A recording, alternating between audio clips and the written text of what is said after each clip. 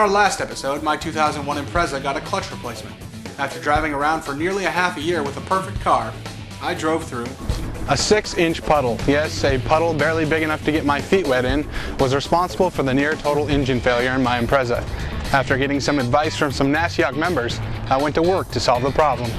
I checked or replaced the spark plug wires, compression, coil pack, throttle position sensor, cam position sensor, map sensor, timing belt, battery cables, electrical grounds, various harnesses, and the O2 sensor. After turning in my man card and admitting there was something I couldn't fix, I decided to take Amy to the first place we met, Continental Subaru. And that's when I realized ever since I bought my car from Continental Subaru in 2002, I hadn't been back. Not for maintenance, not for warranty work, nothing. I figured it was about time we got my car ready for the summer with a maintenance checkup and diagnosis done on the unfixable problem. Our shop day started by meeting up with our Subaru tech for the day. Hello, I'm Jerry Cabana. I'm a technician at Continental Subaru in Anchorage, Alaska. Every local car club has a badass mechanic willing to help out at a moment's notice, and Jerry is ours. On the outside, Jerry looks like your average grizzled auto mechanic. But like Optimus Prime, there's more to him than meets the eye.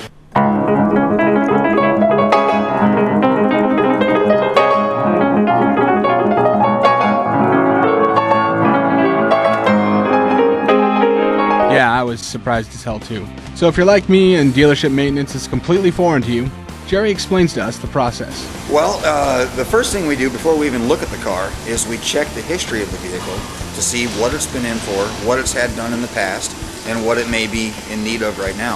Every car that comes in the door gets an 18-point inspection, which includes safety features like lights, brakes, wipers, hoses, major leaks, tire condition, stuff like that. All in all, it comes down to checking ignition components, plugs, basic runnability and fluids, and of course the big one on Subarus is timing belts.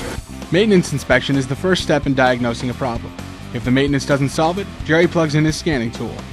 Can't do anything to a car with a check engine light unless you scan it, because that's going to tell you exactly where you need to go. And actually on 05s and up, when we do a check engine light, we actually scan every computer in the car at once. Of course, we couldn't interview a Subaru tech without asking the question on every car modifier's mind. What about that whole taking pictures of mods thing? We're required by Subaru of America to document certain things that can become a legal liability. If you bring your car in here and you've put your own drop springs on it and they're falling off, or you've cut your springs and you're going to go airborne and one's going to come out of the seat and puncture a tire, I'm going to take a picture of that. And it will get stapled to your file. It will not void your warranty, but should that happen, I will have a picture to show that I warned you about that and that we recommended a repair was made. That's the reason we take pictures. And usually when we take a picture, there's 4 mechanics standing around the car and we've all got a big grin on our face like, get a load of this, and we're taking a picture. You know, it's usually a good situation and not a bad situation. Anyway, after doing both full maintenance, inspection, and scanning, Jerry still couldn't find the problem. Yeah, it's definitely not getting control of that motor like it should be. While Jerry got to work finding the problem, my cameraman Chris and I decided to take a walk around Continental and see what we could find.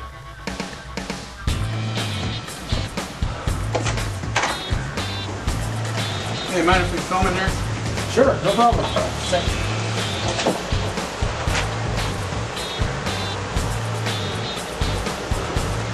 Let's see ya. Okay, see you guys.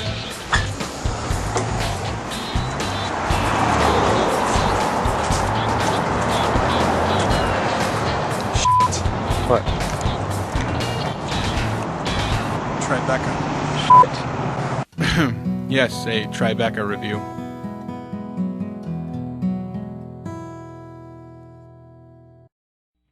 With the 2008 Tribeca comes a redesigned front fascia, a slightly modified rear fascia, and the loss of the B9 in front of its name. First impressions of the Tribeca are, well, it's cute. It's stylish, yet functional, and the front end doesn't make you cringe like previous versions. But with this front end change comes a loss of uniqueness, almost making the car too generic, like you could easily lose it in a parking lot, something you definitely can't do with the 06 and 07 version. Inside, the cavernous interior keeps its fighter jet style theme. The leather seats and futuristic gauges make you feel comfortable. Even the car's navigation screen says hello. Under the hood, the 256 horsepower engine gets a 0.6-liter displacement boost, allowing the car to run 87 octane. The automatic transmission comes with sport shift technology, something I couldn't wrap my head around. You know, on the periodic review we've given the Tribeca, it's a fair amount of poking. I like to poke fun at it. Why isn't it shifting? Do I go up? Oh, what do I do there? Pull So down. minus means down. Okay, now we're in a lower gear, up. So it's like shifting, except for not. I like that. So much for engine break-in time. The sport shift can be disabled, putting the car into regular automatic mode. Compared to my RS, I really can't see very much what's around me. The B pillars and the A pillars are pretty small, but it's just, oh my god, I just downshifted. Confused and a little scared, I sought help from someone who just might know more about Subarus than me, a Subaru salesman. So what about this shifting automatic thing? Well, it's a 5-speed automatic, and it's got what they call a sport shift mode, and that means that you can manually select the gears. So why choose this over its competition?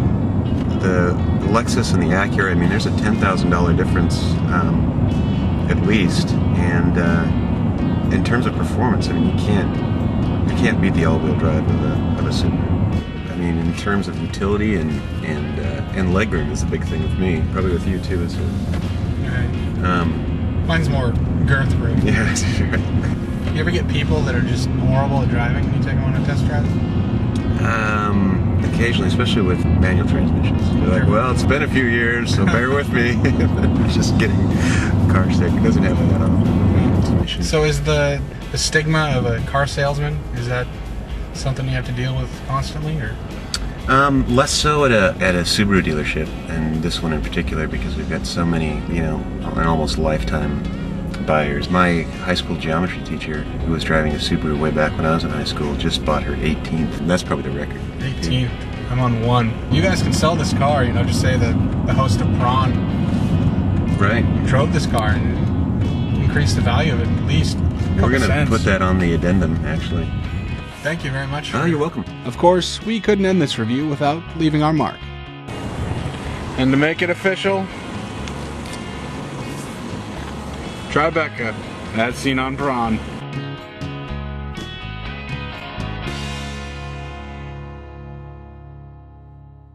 Back inside the shop, Jerry has found the culprit. Okay, we found the main problem on the car. This was the last thing we replaced, which finally, of course, corrected everything. The ECU had received some water inside of it. Somehow water leaked through the firewall and onto the ECU. Although probably a freak occurrence, I made sure it wouldn't happen again by using some Caulk. What, are we in junior high? A little bit of caulking applied to the firewall opening hopefully will prevent this from happening again. You know, I'm not quite sure why I never went back to Continental for anything. I guess I got caught up in the idea that dealerships hate modifications, but that isn't true. Many dealerships like Continental are very pro-modification and willing to work with customers with modified cars. Now, that isn't to say that dealerships are your only option, but if you haven't been back to yours in a while, check them out. If anything, you'll show up on Free Hamburger Day. Now, if you'll excuse me, I've got a little bit more caulk work to get to.